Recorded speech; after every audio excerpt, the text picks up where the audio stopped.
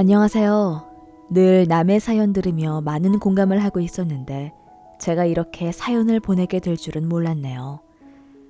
가슴속에만 담아둔 저의 이야기 한번 들어봐 주실래요? 저는 40대 중반의 평범한 두 아이의 엄마입니다. 동갑내기 착한 순딩이 남편을 만나서 별탈 없이 잘 지내고 있는데요. 아이를 낳고 기르다 보니까 참 저의 부모님 생각이 많이 나더라고요.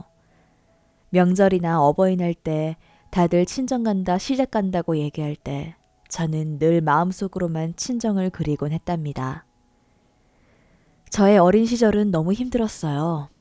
제 밑으로 정신적으로 좀 아픈 자폐아 남동생이 있었고 부모님은 방이 딸린 식당에서 우리를 키워나가셨습니다. 방이라고 해봤자 아주 작은 단칸방에서 4식구가 살았는데요. 남동생이 자폐라는 사실을 알게 되고 부모님은 식당 일에 매진하기보다는 남동생의 병원 치료에 많은 시간을 투자하게 되셨죠. 그동안 저는 늘 혼자였고요. 학교 끝나고 친구들이 335 모여서 분식집에 가고 문방구에 들르는 동안 저는 그저 먼 발치에서 부러워만 하고 있었답니다. 엄마 아빠의 손이 저도 절실히 필요한 어린 나이인데 부모님은 올곧이 동생의 치료에만 매달리셨죠. 자존심이 강했던 저는 너무나 먹고 싶은 마음이 간절했는데도 친구한테 사달라는 말은 단 한 번도 하지 않았어요. 너무 창피했거든요. 그러다가 슈퍼에서 사탕 하나를 훔치다가 주인 아저씨한테 엄청 혼났던 기억도 있습니다. 꼭 사탕이 먹고 싶기도 했는데 다른 친구들은 다 먹는데 왜 나는 못 먹나 하는 반항심도 있었던 것 같아요. 가난하지만 행복하게 지내던 시절은 짧았고 남동생으로 인해서 엄마 아빠의 싸움도 매우 잦았으며 저는 늘 뒷전이 되었답니다. 어렵게 얻은 아들인 만큼 부모님의 기대도 매우 크셨거든요.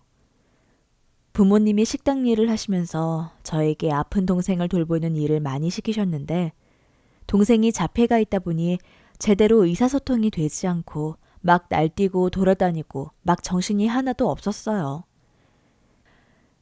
그러다가 동생이 다쳐서 얼굴에 상처가 나는 일이 생기면 저를 아주 호되게 꾸짖으셨죠. 식당도 뜻대로 잘 되지 않자 아빠는 새벽에 신문 배달도 함께 돌리며 참 열심히도 사셨던 것 같아요. 동생 치료비가 상당했거든요. 그러던 어느 날 아빠가 갑자기 쓰러지면서 병원에 실려가게 되었습니다. 간암이라는 진단을 받고 빨리 항암 치료와 수술을 해야 하는 상황이었어요. 하지만 우리 집은 매우 가난한 데다가 도와줄 친인척 하나 없기 때문에 도저히 암 수술비를 감당할 수가 없었죠. 아빠는 병원에서 어쩔 수 없이 퇴원하고 집으로 오게 되었습니다.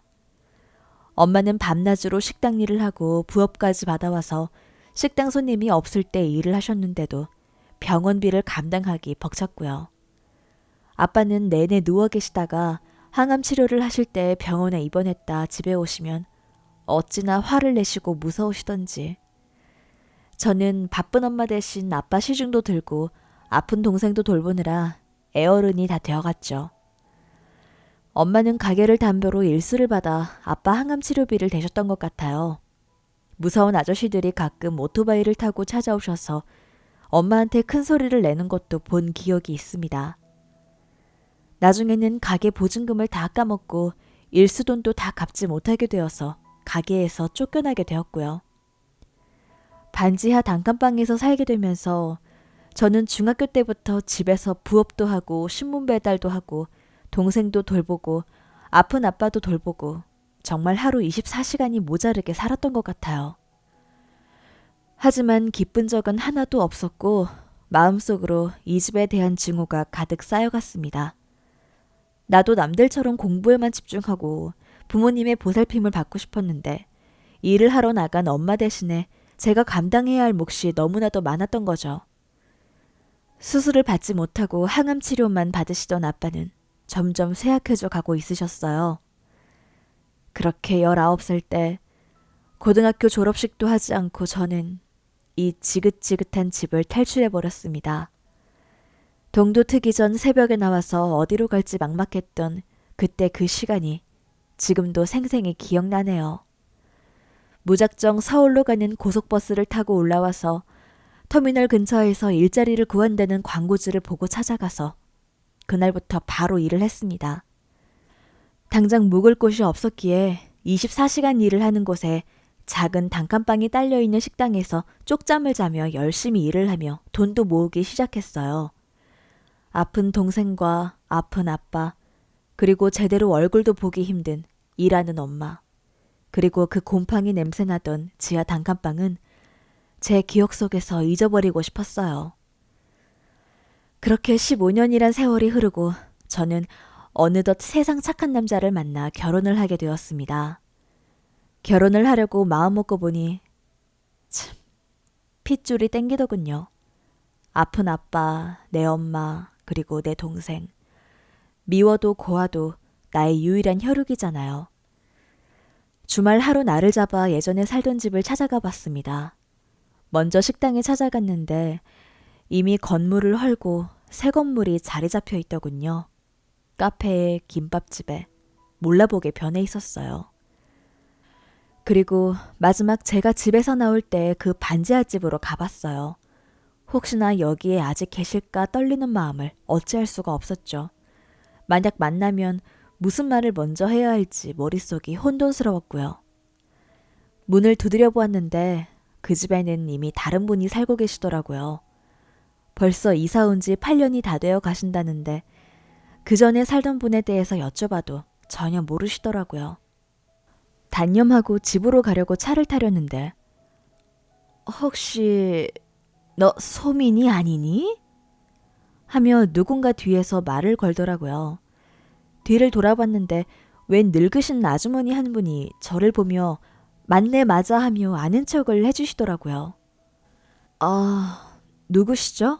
하며 여쭤봤더니 이 동네에서 슈퍼를 하시던 주인 아주머니셨어요.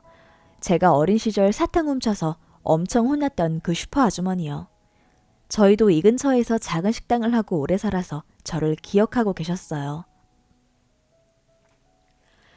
그동안 어디 있었어? 너 나가고 엄마가 너를 얼마나 찾았는데. 그래도 아빠 장례는 왔어야지. 어떻게 그럴 수가 있니? 하시는 거 아니겠어요? 아빠는 뒤늦게 엄마가 구해온 돈으로 수술을 받으시려고 했는데 이미 온 몸과 다른 장기에도 암이 퍼져서 수술이 불가능하다는 판정을 받고 그렇게 집에서 생을 마감하셨다는 말씀을 해주셨습니다. 그리고 엄마랑 남동생은 그 후로 종족을 감추었다고 해요. 장례만 겨우 끝내고 집을 나가셨는데 그 지하 단칸방에 보증금을 빼서 아빠의 병원비 때문에 얻은 사채 빚을 갚았다고 하시네요. 그리고 다른 지인들에게 빌린 돈은 갚지 못해서 몰래 도망가신 것 같다고도 말씀을 하시더군요. 저는 눈물을 흘리며 슈퍼 아주머니께 제 전화번호를 알려드리면서 혹시라도 꼭 엄마를 보시게 되면 연락을 달라고 부탁드렸어요. 집으로 돌아오려고 차를 탔는데 한동안 멍한 상태로 차 안에 앉아 있었죠. 눈물이 줄줄 흐르더군요. 지난 세월이 원망스럽긴 했지만 그래도 내 가족인데 내가 그렇게 악착같이 일을 해서 가족들을 도와주었다면 이렇게까지 되지 않았을 텐데 하는 죄책감 때문에 너무 가슴이 아팠습니다.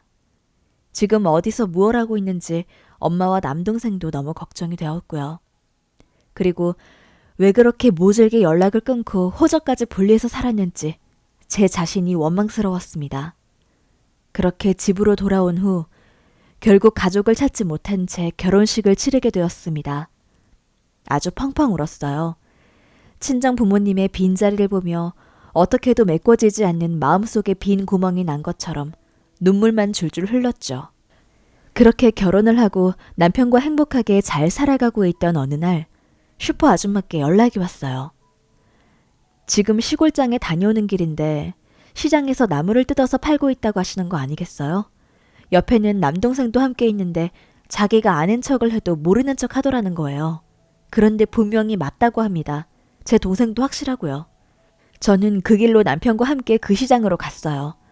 불이 나게 갔는데도 2시간이 소요되니까 날이 이미 어두워져서 시장 안을 아무리 살펴봐도 엄마의 모습은 찾을 수가 없었습니다. 주변을 한참 두리번거리다가 포기를 하고 집으로 돌아가려는데 어두워진 시골길을 걸어가는 모자의 모습이 보이는 거 아니겠어요? 저 멀리 보이는 모습만으로도 엄마와 남동생이라는 것을 알 수 있었어요. 핏줄이라는 것이 그런 건가 봐요. 한눈에 봐도 알 수가 있겠더라고요. 남편한테 얘기를 해서 차를 세우고 엄마의 곁으로 다가갔어요. 엄마는 그동안 많이 늙으셨고 몹시 지쳐있는 노인의 모습을 하고 저를 쳐다보시더라고요. 얼마나 고생을 하셨는지 나이보다도 훨씬 늙어 보이는 모습에 목이 메었습니다. 저기... 엄마라는 소리가 잘 나오지 않더라고요.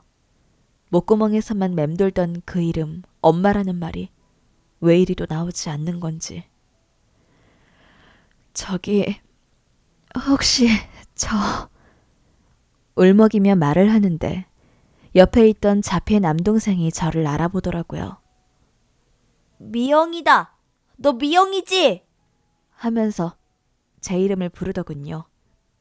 미영이 나쁜 앤데 아빠가 미영이랑 놀지 말라고 했는데 미영이 이제 우리 가족 아니라고 아빠가 그랬어. 하는 거예요. 남동생은 지적 능력이 5에서 6세 수준인 것 같았어요. 맞아요. 저 나쁜 애예요. 어린아이 수준에서 봐도 제가 나쁜 누나라는 건 숨길 수가 없는 거죠. 맞아, 나 미영이야. 네 나쁜 누나 미영이. 우리 동생 잘 지냈어? 하고 있는데도 엄마는 저를 잘 못 알아보시는 건지 아무 말도 못 하시더라고요. 얼굴만 빤히 쳐다보시고 아무 말도 안 하고 가만히 계셨어요. 엄마, 나야, 나 미영이야. 왜 아무 말도 안 해, 뭐라고 말 좀 해봐! 그제서야 엄마는 제 입모양을 보시고는 저를 알아보셨어요. 저는 엄마를 안고 엉엉 울었어요. 아무 말도 하지 못하고 그냥 엉엉 소리만 내고 그동안의 눈물이 폭포수처럼 쏟아져 나왔습니다. 제가 그때 집을 떠나지 않고 가족과 함께 했다면 이렇게까지 엉망이 되지 않았을 텐데 도대체 어디서부터 어떻게 잘못된 건지. 근처에 엄마와 남동생이 살고 있는 지하 단칸방에서 남편과 함께 청소를 하고 하루 같이 잠을 잤습니다. 그리고 다음날 병원에 모시고 가서 건강 상태를 체크해드렸는데 청력을 거의 잃으셨지 뭐예요. 그래서 슈퍼 아주머니가 부르는 얘기도 제가 하는 얘기도 잘 못 들으신 것 같아요.